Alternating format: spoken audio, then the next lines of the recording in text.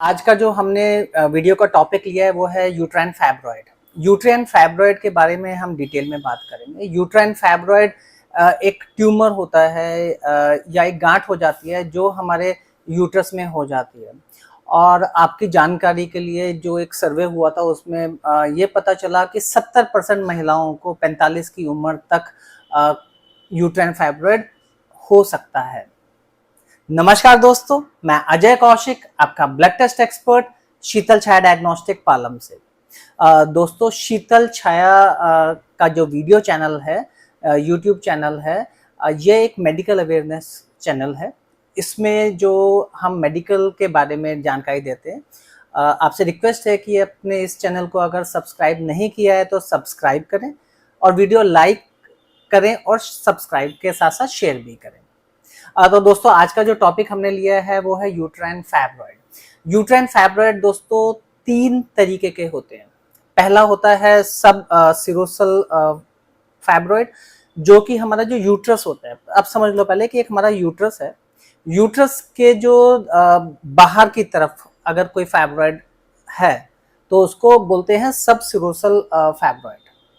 दूसरा, अगर यूट्रस की वॉल के अंदर कोई हमारा फाइब्रॉइड बन गया, जो सॉफ्ट टिश्यू की गांठ बन गई है, उसको बोलते हैं इंट्राम्यूरल फाइब्रॉइड।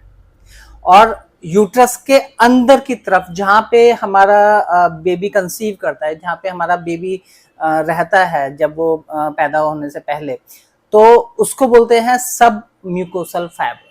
तो 3 तरीके के फाइब्रॉइड होते हैं, जैसा हमने बताया आपको। पहला हो गया सबम्यूकोसल फाइब्रॉइड, दूसरा हो गया इंट्रा म्यूरल फाइब्रॉइड और तीसरा हो गया सब सिरोसल फाइब्रॉइड।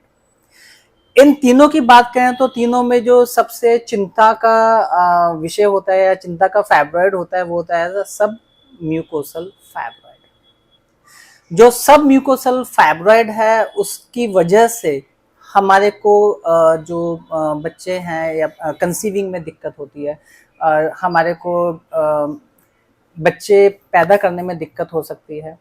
दूसरा, अगर हम कंसीव कर गए हैं, मतलब कि हमारे को बेबी कंसीव हो गया है, तो उसको मेंटेन करने में दिक्कत होती है। और तीसरा, अगर हमारे को सब म्यूकोसल फाइब्रॉइड है और तो हमारे को कंसीविंग भी नहीं करनी है, हमारे को प्रेगनेंसी भी नहीं है, तो ब्लीडिंग का इशू आ जाता है। उसमें जो ब्लीडिंग है हमारे को इरेगुलर हो जाती है, हमारे को रेगुलर इंटरवल पे ब्लीडिंग हो सकती है। हम डिफरेंशिएट ही नहीं कर पाते कि ये हमारे को मेंस्ट्रुअल ब्लीडिंग है या हमारे को फाइब्रॉइड की वजह से ब्लीडिंग है। तो ये सबसे बड़ा इशू है। और ब्लीडिंग कई बार इतनी ज़्यादा हो जाती है कि डॉक्टर को हमारे को ब्लड ट्रांसफ्यूज करना पड़े या फिर हमारे को आयरन के इंजेक्शन लगाने पड़े। तो इसके लिए हमारे को जो सब म्यूकोसल फाइब्रॉइड है वो एक चिंता का विषय है। अब इसको अगर हमने पहले शुरू में ही पकड़ लिया तो ये ट्रीट हो सकता है और सर्जरी की नौबत भी नहीं आती है। इसको प्राइमरी स्टेजेस में अगर हम सब म्यूकोसल फाइब्रॉइड को डायग्नोस कर लेते हैं तो डॉक्टर दवाइयों से उसको कंट्रोल कर लेते हैं। और अगर हमारे को लैटरल स्टेज में पता चलता है, जब वो बढ़ गए हैं, तो इसके लिए सर्जरी की रिक्वायरमेंट होती है। उसका सर्जरी करके उसको जो है हमारे को रिमूव करना पड़ता है। इसके अलावा जो दूसरे तरीके का फाइब्रॉइड है, जैसे हमने बताया इंट्राम्यूरल या सब सिरोसल, वो एक चिंता का विषय नहीं होते हैं। अगर हमारा जो फाइब्रॉइड है, जो गांठ है, उसका साइज 4 से 5 सेंटीमीटर तक है, तो उसका हमारे को ज़्यादा चिंता नहीं करनी है और सिम्टम्स भी नहीं आ रहे हैं तब भी चिंता नहीं करनी है। बस हमारे को रेगुलर इंटरवल पे, जैसे 6 महीने में या 1 साल में, हमारे को अल्ट्रासाउंड कराना है और उसका साइज देखना है कि उसका साइज बढ़ तो नहीं रहा। अगर नहीं बढ़ रहा है तो बिल्कुल कोई चिंता नहीं करनी है। क्यों?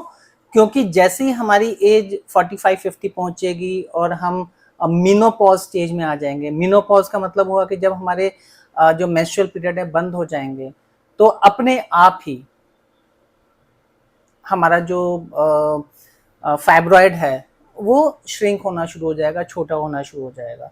तो अगर हमारे को कोई उसके प्रॉब्लम्स नहीं आ रही हैं, कोई सिम्टम्स नहीं आ रहे हैं और हमारे को जो है सब सिरोसल या इंट्राम्यूरल फैब्रॉयड है तो हमारे को उसको ट्रीटमेंट की या किसी चीज़ की रिक्वायरमेंट नहीं होती, वो अपने आप मेंटेन रहेंगे, कोई चिंता का विषय नहीं है। और जो एक डायग्नोसिस का प्रोसीजर है हमारे को पता करने का कि हमारे को जो फैब्रॉयड है वो कौन सा फैब्रॉयड है तीनों में से, तो उसके लिए जो गोल्ड स्टैंडर्ड टेस्ट है वो है अल्ट्रासाउंड, लोअर एब्डोमेन बोलते हैं उसको।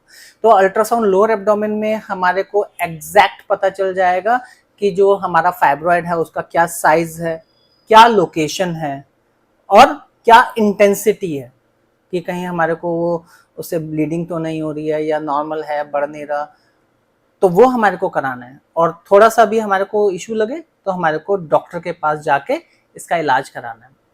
अगर आपको इसके बारे में कोई और जानकारी चाहिए हो तो प्लीज़ आप इनबॉक्स कर सकते हैं, हम अपने पैनल डॉक्टर से डिस्कशन करके आपको उसका रिप्लाई देंगे। अगर आपको ये वीडियो अच्छा लगा हो तो प्लीज़ लाइक करें, शेयर करें और सब्सक्राइब करें। Thank you.